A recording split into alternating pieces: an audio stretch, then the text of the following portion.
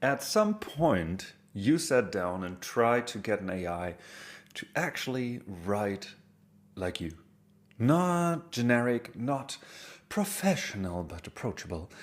Like you, specifically. And I guess you know how long that took if you've actually managed to achieve it at all. You wrote a very long system prompt. You explained your tone, your opinions, what you never say. You pasted examples of your best posts. You tested it. The output was close but wrong in specific ways. You went back in, you added more instructions, tested again. Some things got better, other things broke. You spend an evening on it, maybe two, and some people never get past that stage at all.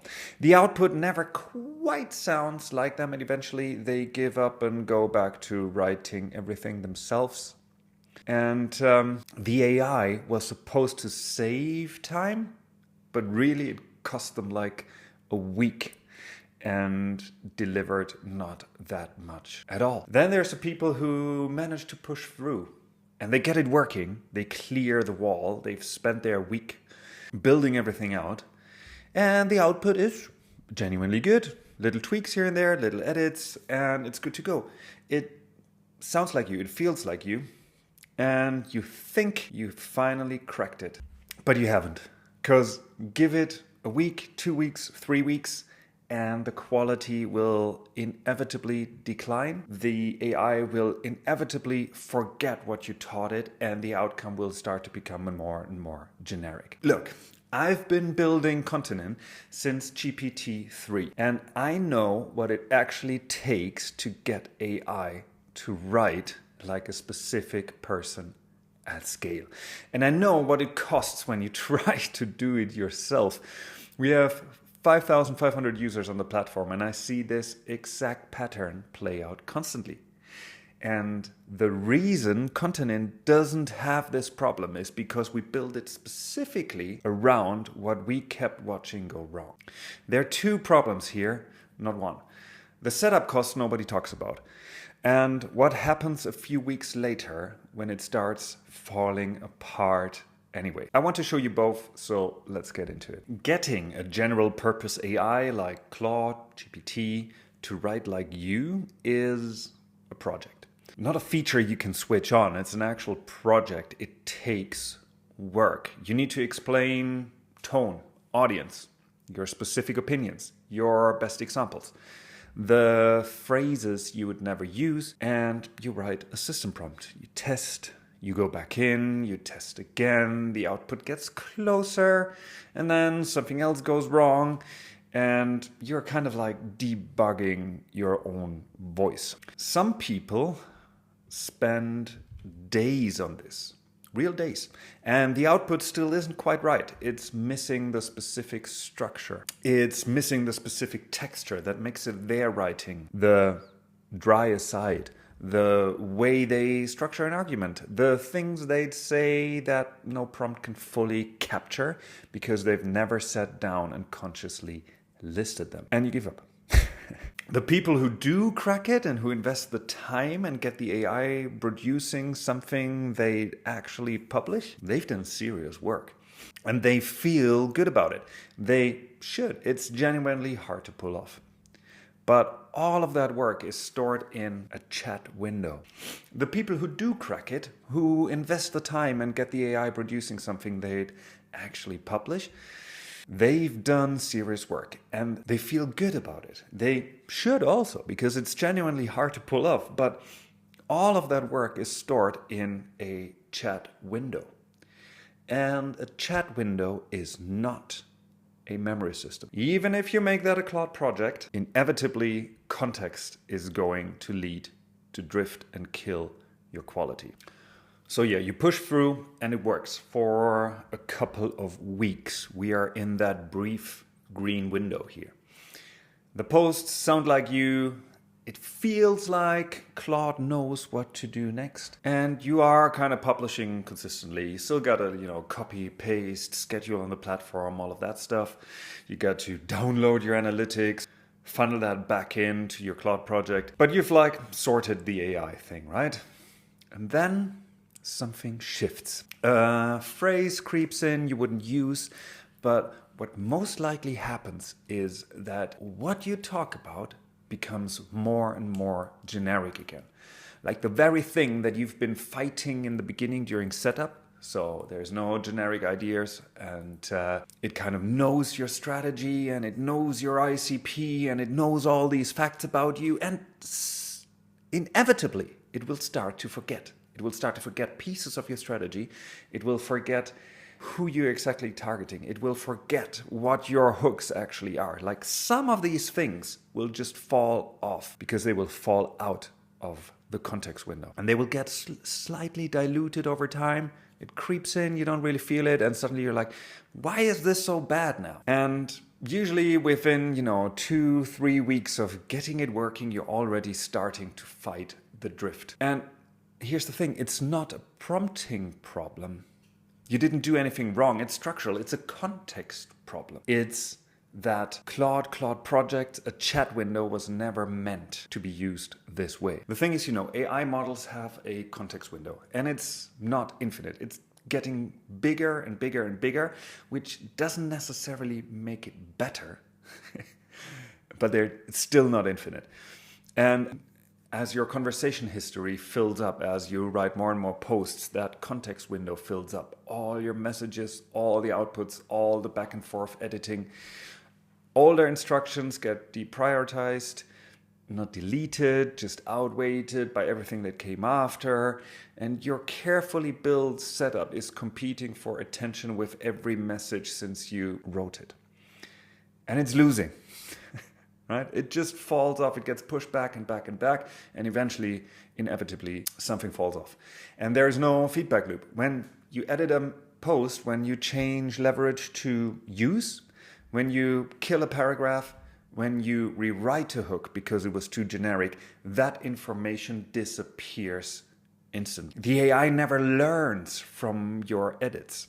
When you close the chat, the model has learned nothing from that edit. Nothing. Every correction you've ever made evaporates the moment the session ends, unfortunately. Right? So, in the end, you are still the memory. You're carrying the entire context of your own voice in your head and manually re-injecting it into a system that keeps forgetting. And that is not a content workflow. That's a maintenance work, right? You've replaced actually using your brain to write something with maintaining a system to write something. You might not actually save any time at all. And actually, if this is where you're at right now, just check out ContentIn. Link is in the description, 7-day free trial, and stick around because the second half is the part that actually fixes this problem. Let's keep going. So what do most people do when the drift inevitably starts? They go back and redo the setup. New prompt, fresh examples, another evening of work, another brief window, then drift again. To be honest, the ratio is pretty bad. You're spending days to buy yourself weeks. And each rebuild is slightly less effective because you're fighting diminishing returns on what you can fit into a prompt, because it's not a prompt problem. The window gets shorter and shorter, the rebuild takes longer. It's the wrong approach to solve the problem. And some people do this 3 or 4 times before they give up entirely or accept that good enough is as far as AI writing gets for them. It's not really what they signed up for in the first place, but it is what they're coming to accept. And what makes it particularly bad is that the failure is invisible. The drift is gradual. You don't notice the day it starts to go generic. You notice a few days, a week later, when you're reading something back and thinking, oi, I'd never write it that way. We specifically talked about not talking about this topic. Why do you come up with such a generic hook? We talked about this, Have you had that? That's when you start to get angry and you start yelling at the AI, right? So if you want to stop yelling at your AI, go to ContentIn.io, check it out. Again, free trial. And let me know if it feels better to you or not. But now let me actually show you what the fix for this problem looks like. The reason ContentIn works differently is not magic. I'm actually sad to say that, but it's architecture. Raw large language models have no persistent memory of you for you. Every session starts from roughly the same space. So we built a memory layer that updates passively, meaning you don't have to manage it, right? Your voice profile, with more than 80 pieces of information to it, by the way, it doesn't live in a chat window. It lives in a dedicated profile that gets updated every time you edit a post, every time you post a post, every time we learn something about you. You change a word, captured. You rewrite a hook, captured. Over hundreds of those small edits, the profile builds a detailed picture of how you actually write. And it compounds. It doesn't decay. It only gets better. It's the opposite of how a context window works, basically. And really, there's also no setup cost, right? During the onboarding, we already learn a ton about you. If you do the onboarding interview, it takes like 10 minutes. We learn more about your topics and your content. And the rest just builds as you use the tool. And you will start out with, a bigger tone and voice drift, and you will close the gap over the initial weeks until your voice and your tone and your posts become indistinguishable. You are not writing a system prompt here. You're just writing.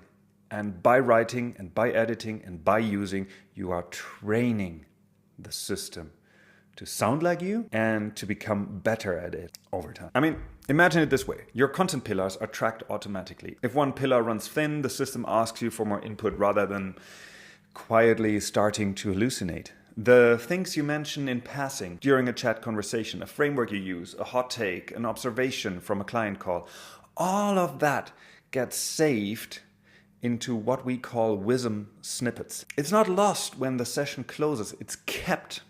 And it's right there to be reused in multiple different ways, tones, angles, stories, posts. You could do this manually, maintain a voice document, update it when you notice drift, save your best observations somewhere. Some people do it and it works. It's also, I guess, a second job on top of whatever it is you're already doing. And the difference really is whether the system remembers you or whether you have to remember yourself on its behalf. And look, man, Claude is an incredible tool. I use it all day, every day. With coding specifically, I am also the context window still. Wasn't able to solve that yet. So I'm the last person to tell you that those tools are bad. What I'm saying is that using a general purpose LLM for LinkedIn content long term is a specific use case with a specific structural problem. And that problem, the setup cost, the short window, the silent drift, is not something better prompting fixes. You cannot prompt your way out of a context window. The question isn't whether AI can write like you. It can.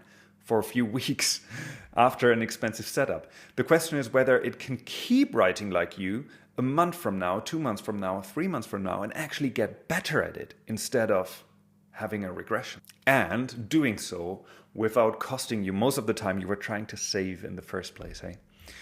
So that's the question worth asking before you start. So one thing, if you haven't done the onboarding interview yet, that's 10 minutes of your precious time. No system prompt, no example documents. That's where the profile really gets honed in onto your voice.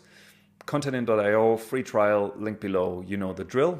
Next week, we're going to look again at audience quality, pipeline generation, authority. How do you actually know and tell that what you're doing and what your content is doing is worth it? It's not your impressions. It's not going viral. You want to build pipeline? You want to build authority. I'll tell you how to look at this in a better way. See you then.